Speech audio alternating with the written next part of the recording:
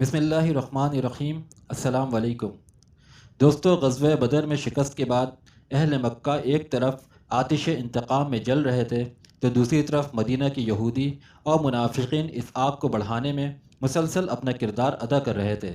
یہی وجہ تھی کہ تجارت شام کا قافلہ جو بدر کے قریب ابو سفیان کی قیادت میں واپس آیا تھا، وہ منافع میں 50,000 مسقال سونا اور 1,000 اونٹ لایا تھا۔ یہ سارا مال منافع اس کے مالکوں میں تقسیم کرنے کے بجائے جنگ کی تیاری کے لیے فراہم کر دیا گیا اور 3,000 افراد پر مشتمل ایک لشکر تیار کیا گیا۔ دوستو، ان 3,000 کے علاوہ جنگ بدر میں قتل ہونے والے قریش کے سرداروں کی لڑکیاں اور بیویاں بھی ہمراہ تھیں تاکہ اپنے عزیزوں کے قاتلوں کو قتل ہوتا ہوا دیکھیں۔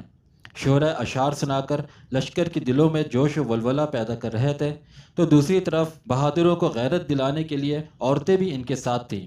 دوستو، حضرت حمزہ نے ابو سفیان کی بیوی حندہ کے باپ کو غزوہ بدر میں قتل کیا تھا، اس لیے حندہ نے اپنے غلام جس کا نام وحشی تھا یہ کہہ کر ساتھ لیا کہ اگر تم حمزہ کو قتل کر دو گے تو تمہیں آزاد کر دوں گی۔ دوستو، وحشی حربہ یعنی ایک چھوٹا نیزہ چلانا خوب جانتا تھا اور اس کا نشانہ بہت کم ہی خطا ہوتا تھا۔ دوستو، اسی لشکر میں ابی بن خلف بھی تھا جس نے مکہ میں ایک گھوڑا پالا تھا جس کا نام اوت تھا۔ وہ روز اس کو چراتا اور لوگوں سے کہتا کہ میں اس گھوڑے پر سوار ہو کر نعوذ باللہ محمد صلی اللہ علیہ وسلم کو قتل کروں گا۔ دوستو، جب حضور صلی اللہ علیہ وسلم کو اس بات کی خبر ہوئی تو آپ صلی اللہ علیہ وسلم نے فرمایا، انشاءاللہ میں ابی بن خلف کو قتل کروں گا۔ دوستو، ابی بن خلف اسی گھوڑے پر سوار ہو کر جنگ احد میں آیا تھا۔ غرض یہ کہ یہ لشکر ماہ شوال کی ابتدائی تاریخوں میں روانہ ہوا اور جب مدینہ کے قریب پہنچا تو حضور صلی اللہ علیہ وسلم کو اس کے قریب پہنچنے کی خبر ہوئی۔ آپ صلی اللہ علیہ وسلم نے اسی وقت اصحاب کرام کو بلایا اور مشورہ کیا۔ دوستو، ان اصحاب میں عبداللہ بن ابی جو کہ ایک منافق تھا وہ بھی شامل تھا۔ غالب اکثریت کی رائے یہی تھی کہ ہم مدینہ سے باہر جا کر جنگ کریں، لیکن چند عمر رسیدہ اصحاب کرام اور رسول اللہ صلی اللہ علیہ وسلم مدینہ میں رہ کر جنگ کرنا چاہتے تھے، جبکہ عبداللہ بن ابی کی بھی یہی رائے تھی کہ ہمیں مدینہ میں رہ کر جنگ کرنا چاہیے، لیکن اس میں ہو سکتا ہے کہ اس کی اپنی کوئی مصلحت مد نظر ہوگی۔ چنانچہ اکثریت کی رائے کو مد نظر رکھتے ہوئے مدینہ سے باہر نکل کر جنگ کرنے کا فیصلہ کیا گیا اور آپ صلی اللہ علیہ وسلم نے جمعہ کے دن جمعہ کے نماز کے بعد 1,000 کا لشکر لے کر مدینہ سے روانہ ہوئے۔ دوستو، ابھی یہ لشکر 1.5 یا 2 میل کا فاصلہ ہی طے کر سکی تھی کہ عبداللہ بن ابی اپنے 300 آدمیوں کو لے کر مدینہ کی طرف لوٹ گیا اور کہا کہ ہماری رائے پر عمل درآمد نہیں ہوا، اس لیے ہم مدینہ سے باہر جا کر نہیں لڑیں گے۔ دوستو، 300 افراد کی علیحدگی کے بعد اسلامی لشکر میں صرف 700 افراد رہ گئے۔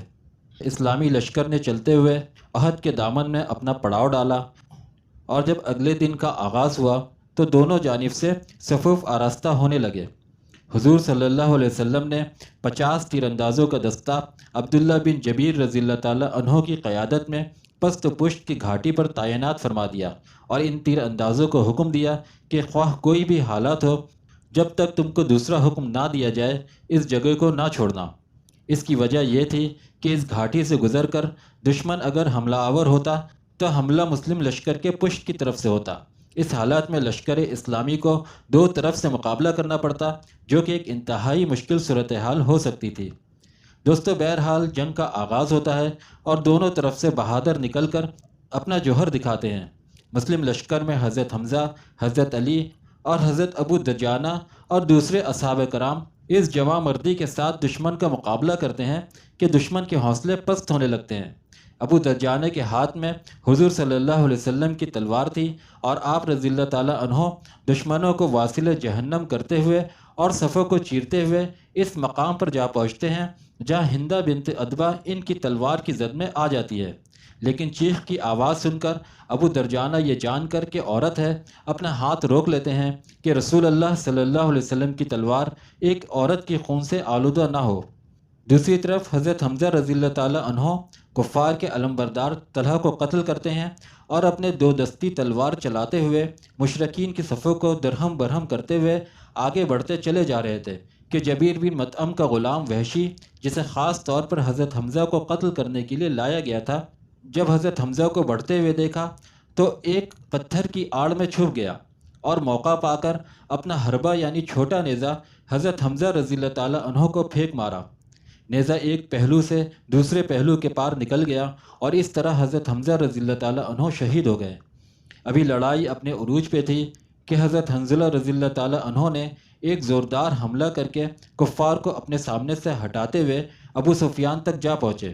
حنظلہ رضی اللہ تعالیٰ عنہ ابو سفیان پر وار کرنے ہی والے تھے کہ شداد بن اسودیشی نے پیچھے سے حملہ کر کر حضرت حنظلہ رضی اللہ تعالیٰ عنہ کو شہید کر دیا، لیکن اس سب کے باوجود کفار کو میدان جنگ میں دشواری کا سامنا تھا اور مجاہدین کے ہاتھوں قریش کے 12 علمبردار یکے بعد دیگرے مارے جا چکے تھے، اور جب ثواب نے علم اٹھایا اور قتل کر دیا گیا تو پھر کسی نے علم اٹھانے کی ہمت نہیں کی۔ مسلمان جوان مردی کے ساتھ حملے کر کے شمشیر زنی کا ایسا جوہر دکھا رہے تھے کہ دشمن کے لیے ان حملوں کو برداشت کرنا مشکل ہو گیا تھا۔ کفار پسپا ہو کے اول تو پیچھے ہٹ رہے تھے، لیکن لشکر اسلامی کے صف شکن حملوں نے انہیں میدان چھوڑ کر بھاگنے پر مجبور کر دیا۔ ایسے بدحواس ہو کر بھاگے کہ اپنی عورتوں اور سامان تک کا خیال نہیں رہا، غرض یہ کہ مسلمانوں کی فتح میں کوئی شک باقی نہیں رہا۔ یہ سارا منظر گھاٹی پہ موجود تیر انداز بھی دیکھ رہے تھے۔ فتح کے دھوکے میں انہوں نے اپنی جگہ چھوڑ دی، حالانکہ عبداللہ بن جبیر رضی اللہ تعالیٰ عنہ انہیں ہر چند روکتے رہے کہ جب تک رسول اللہ صلی اللہ علیہ وسلم کا حکم نہ ہو ہمیں اپنی جگہ سے نہیں ہٹنا چاہیے۔ دوستو، گھاٹی کو چھوڑنا مسلمانوں کی اس لڑائی میں سب سے بڑی غلطی ثابت ہوئی، اور خالد بن ولید جو اس وقت تک مسلمان نہیں ہوئے تھے اس گھاٹی کی اہمیت کو پہلے ہی سے سمجھ چکے تھے۔ انہوں نے اپنے 100 سواروں کا دستہ لے کر گھاٹی کی دوسری طرف سے گزرتے ہوئے پہاڑ کے پیچھے سے مسلمانوں پر حملہ کر دیا۔ چند تیر انداز جو اس گھاٹی پر رہ گئے تھے وہ خالد بن ولید کو نہ روک سکے، اور اسی کوشش میں عبداللہ بن جبیر رضی اللہ تعالیٰ عنہ بھی شہید ہو گئے۔ دوستو، اس غیر متوقع حملے سے مسلمان پریشان ہو گئے اور انہوں نے کفار کا تعاقب چھوڑ دیا۔ مسلمانوں کی یہ حالت دیکھ کر اکرمہ بن ابو جہل نے دوسری طرف سے مسلمانوں پر حملہ کر دیا، اور اس کے ساتھ ابو سفیان جو میدان چھوڑ کر راہ فرار اختیار کر چکا تھا اپنے آدمیوں کو سمیٹ کر نئے جوش اور ہمت کے ساتھ مسلمانوں پر حملہ آور ہوا۔ ان اچانک حملوں سے لڑائی کا رنگ بدل گیا اور مسلمان جو فتح کے قریب پہنچ چکے تھے وہ کفار کے نرغے میں پھنس گئے۔ کفار نبی کریم صلی اللہ علیہ وسلم کو شہید کرنا چاہتے تھے، جبکہ صحابہ کرام آپ صلی اللہ علیہ وسلم کے گرد جمع ہونا شروع ہو گئے اور آپ صلی اللہ علیہ وسلم پر اپنی جان نچھاور کر رہے تھے۔ لیکن اس کے باوجود عبداللہ بن شہاب زہری نے نبی کریم صلی اللہ علیہ وسلم کے قریب پہنچ کر آپ صلی اللہ علیہ وسلم پر حملہ کیا، جس سے چہرہ مبارک زخمی ہو گیا۔ ابن قمیہ نے آپ صلی اللہ علیہ وسلم کے قریب پہنچ کر تلوار کا ایسا زبردست ہاتھ مارا کہ 2 حلقے آپ صلی اللہ علیہ وسلم کے چہرے مبارک میں آنکھ سے نیچے ہڈی میں گھس گئے۔ ان کو حضرت ابو عبیدہ رضی اللہ تعالیٰ عنہ نے دانت سے کھینچا تو ان کے 2 دانت ٹوٹ گئے۔ ادھر جو صحابہ کرام حضور صلی اللہ علیہ وسلم تک پہنچ پائے تھے انہوں نے آپ صلی اللہ علیہ وسلم کے گرد حلقہ بنا لیا۔ ابو دجانہ رضی اللہ تعالیٰ عنہ رسول اللہ صلی اللہ علیہ وسلم کی طرف آنے والی ہر تیر کو اپنے پشت پر روک رہے تھے، یہاں تک کہ پشت تیروں سے چھلنی ہو گئی۔ حضرت طلحہ رضی اللہ تعالیٰ عنہ دشمنوں کی تلوار کو اپنے ہاتھ پر روک رہے تھے، یہاں تک کہ ان کا ایک ہاتھ زخم کی کثرت سے بیکار ہو گیا۔ زیاد بن سکن رضی اللہ تعالیٰ عنہ اپنے 5 ساتھیوں کے ہمراہ آپ صلی اللہ علیہ وسلم کی حفاظت کرتے ہوئے شہید ہو گئے۔ سعد بن ابو وقاص، ابو طلحہ، حضرت زبیر رضی اللہ تعالیٰ عنہ اور عبد الرحمن بن عوف رضی اللہ تعالیٰ عنہ نے نبی کریم صلی اللہ علیہ وسلم کے گرد ایک آہنی دیوار کی طرح ڈٹ گئے اور دشمنوں کے حملوں کو روکتے رہے۔ لیکن ایسے میں ایک شکی نے دور سے ایک پتھر پھینک مارا، جس سے آپ صلی اللہ علیہ وسلم کو ہونٹ زخمی ہوا اور نیچے کا ایک دانت شہید ہو گیا۔ غرض ہے کہ ایک مختصر جماعت رسول اللہ صلی اللہ علیہ وسلم کے گرد جمع ہو گئی جو کفار کے حملوں کا دفاع کر رہی تھی، یہاں تک کہ کفار کے حملوں میں سستی پیدا ہونے لگی اور اصحابہ کرام رضی اللہ تعالیٰ عنہ نے کفار کو مار مار کر ہٹا دیا۔ مختصر یہ کہ مسلمان رسول اللہ صلی اللہ علیہ وسلم کے حکم پر پہاڑ کی ایک بلندی پر چڑھ گئے اور کفار کو حملے سے باز رکھنے میں کامیاب ہو گئے، اور مسلم مجاہدین جو منتشر ہو چکے تھے پہاڑ کی اس بلندی پر آ کر نبی کریم صلی اللہ علیہ وسلم کے گرد جمع ہونے لگے، اور کافروں میں حملے کی جرت نہ رہی۔ مگر ابی بن خلف جو نبی کریم صلی اللہ علیہ وسلم کو قتل کے ارادہ کر کے آیا تھا، اپنے گھوڑے پر سوار ہو کر رسول اللہ صلی اللہ علیہ وسلم کی طرف بڑھا۔